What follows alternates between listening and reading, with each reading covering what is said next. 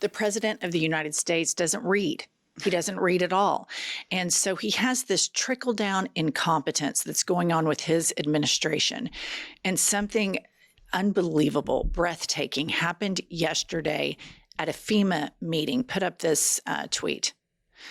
Reuters reports exclusive. FEMA staff confused after he said he was unaware of U.S. hurricane season. Sources say Ron Filipkowski responds, Trump already fired his first FEMA chief last month. This is the upgrade. So imagine FEMA, when all the natural disasters that we have in the United States, we live in Tornado Alley, then you have hurricane season, wildfires, all of the stuff. And the FEMA director doesn't know there's a hurricane season. I think third graders know this.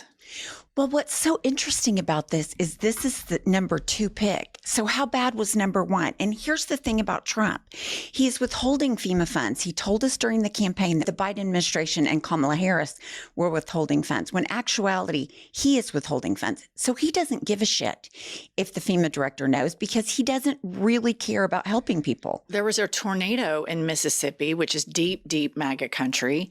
And there are all of these Trump supporters interviewed, and they're all saying, we haven't seen the feds around here. And he's thumbing his nose at this. This is not something he wants to spend money on. This is not something he wants to get a presidential daily briefing on.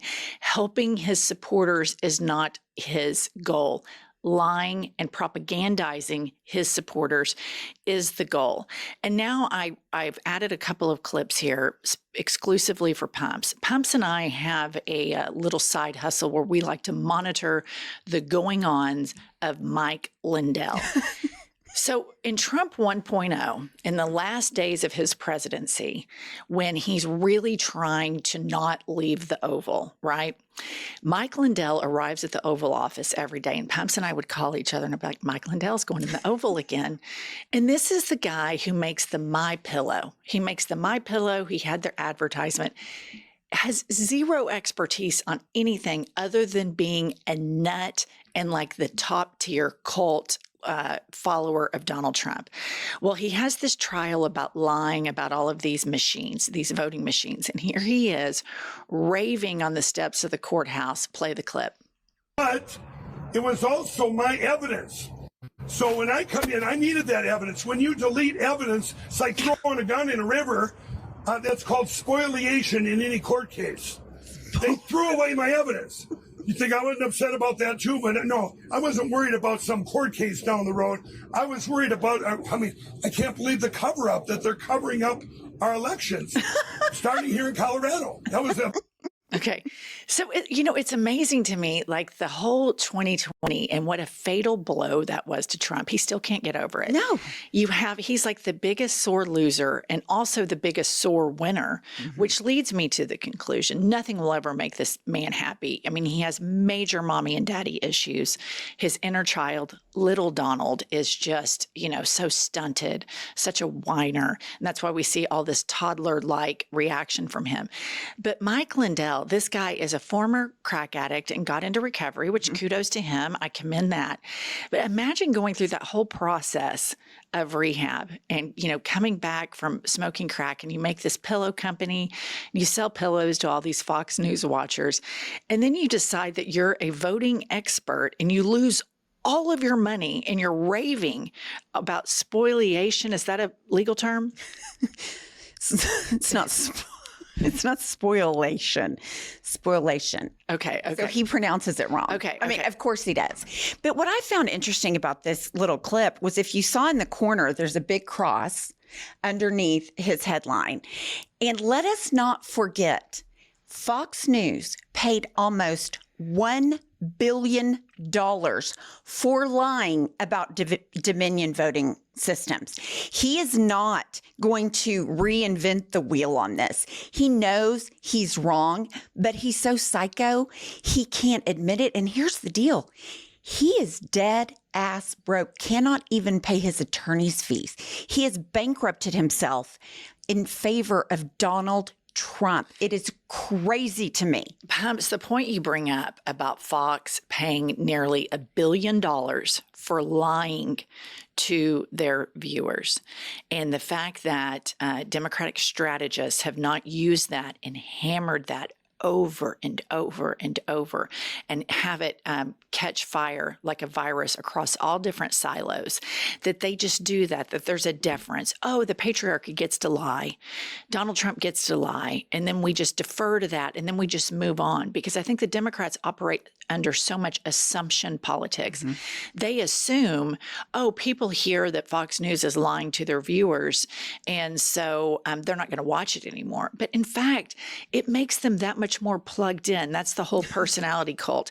But here is Mike Lindell. Here's a headline from the same news conference. The MyPillow CEO had harsh words for Lucifer, claiming that anything done with a computer could be vulnerable to hell's influence. Mike Lindell says Satan rigged the voting machines in 2020. This is a headline from yesterday, and we talk about this a lot here on IHIP News, and that is the magical thinking at the core of the MAGA movement. All of this spiritual warfare, where they believe that Trump is God's angel, his imperfect vessel. The Democrats are Satan. And here you see it just echoed all throughout the most loyal followers of the Trump cult. And he just says that with cameras in front of him. The Satan Lucifer stuff, like that's normal or even real. Well, we have the third in line to the presidency running around saying he's Moses. God told him he was Moses. So this is right on brand for MAGA. It's just, when you said Lucifer, I was like, who the fuck is Lucifer? And then I was like, oh my God, he's talking about, oh my gosh. The devil. The devil. Like, that's where we are in politics. The Speaker of the House is Moses. According to him, God told him he was Moses. And Mike Lindell thinks Satan is rigging voting machines. That's how far we've come. Well, but this has been a decades-long play from the religious right. Yes. And they have embedded themselves into mega churches all across the heartland of the United States. The number one goal of these mega churches is to recruit and grow. And they get people in, they get them to feel bad about critically thinking. That's a sin. To question, is Satan real? Is he plotting against me? Is Satan rigging voting machines? And so you have all of these people that have been encouraged to not critically think. And it is a cancer in the United States of America. And it is a cancer at the epicenter of the MAGA movement.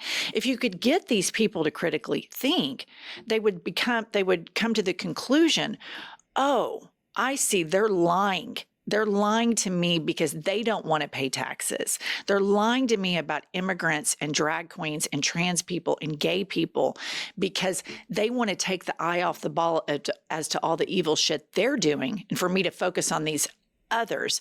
And so this has been a decades-long attack, and it has infiltrated so many different facets of American culture. And I don't think people in the Beltway realize how powerful this is, and that when Caroline Leavitt and others wear their cross, that when a viewer, an average viewer that's maybe somewhat political but not really, sees a person like Caroline Leavitt say something with her cross on, she's lying her ass off, they think, oh, well, she wouldn't lie. She's a good Christian girl. That's right. And so it's Christian signaling to the deeply indoctrinated people that run around. And listener, living in Oklahoma, I mean, the recruiting of evangelical Christianity is exhausting. It puts the multi-level marketing stuff to shame. The recruiting is a full-time job for these people. And when you think about it from a psychological standpoint, it's so codependent and toxic. It's none of their business to go into people's lives that are seemingly functional, maybe go to church, maybe don't go to church, and tell them how they should believe, what they should do.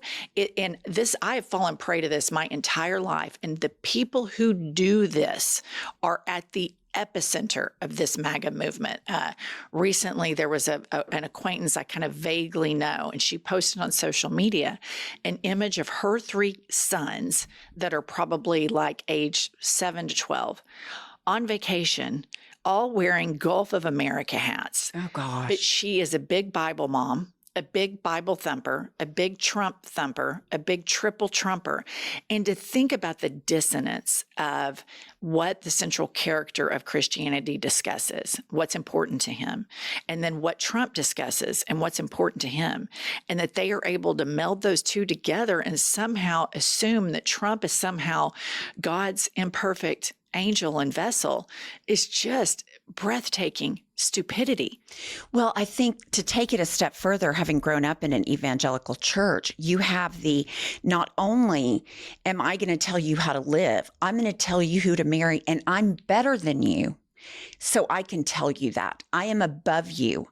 I can tell you what to do because you don't know what's good for you as much as I do. And that is a huge, huge problem. And I'm telling you, it's rampant. Every single one of them would sit there and say that. No, it is so rampant, and it is something that in order for us to get the heart and soul of this country back on track, it's something that has to be called out. This religious hypocrisy, it has to be addressed. It has to be confronted, and they're going to, oh my God, Christians are persecuted. They're going to go bananas, but they weaponize their religion to do evil shit. Full stop. That's what they do. But speaking of people in the Trump cult, I always like to keep a little eye on Trump's spiritual advisor, Paula White, tongue talker, complete nut job, grifter, con woman, total criminal who Trump has exalted up to be the spiritual advisor to the president. Gag. Play the clip. No to President Trump would be saying no to God. And I won't do that. And any tongue that rises against him will be condemned according to the word of God. It is God that raises up a king. It is God that sets one down. And so when you fight against the plan of God, you're fighting against the hand of God.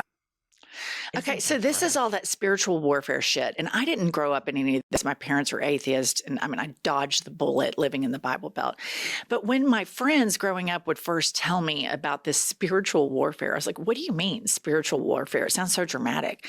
But there is a large segment of the American population that traffic in Southern Baptist, these mega churches where they're non-denominational. Those are the most insidious. And they think that, like right now as we're sitting here in this room, there are angels for God and there are angels for the devil. And you can imagine with everything that we're saying, what the evangelical would think was winning in this recording studio right now. It would be exactly what Mike Lindell says about Satan rigging the voting machines. This is insanity. And you have millions of Americans that believe this crap. And that is how they jump to supporting MAGA, because there's no critical thinking. They are told, here is your belief system. If you question it, it's a sin. And that's Satan winning in the spiritual warfare battle. And so those of you that live in big blue cities that you don't have this dominant MAGA culture, Christian evangelical culture, I have to tell you, this is very real. And I just want to leave you all with this. This is Elon Musk, a tale of two tweets regarding ketamine. Kylie put this up. In 2024, he says, my tolerance for ketamine is unlimited. May 31st of 2025, he says, I'm not on ketamine for fuck's sake. And so, I just think it's important to note that the internet is forever. And we have, on top of all of these crazy Christians that are at the epicenter of excusing everything that Trump does so that he can do very evil things, taking away food and medications from poor people, which I would think the central character, Jesus Christ, would be for. He also is surrounded by untreated drug addicts, which if any of you have been around a raving alcoholic or a drug addict, you don't want them to be in charge of anything. But in Trump's administration, he's like, yeah, here's the checkbook to the Treasury. Yeah, have 19-year-olds named Big Balls come in and wreck everything. All right, listen, order our book. It's called Life is a Lazy Susan of Shit Sandwiches. The link is pinned right below, and we'll see you all later.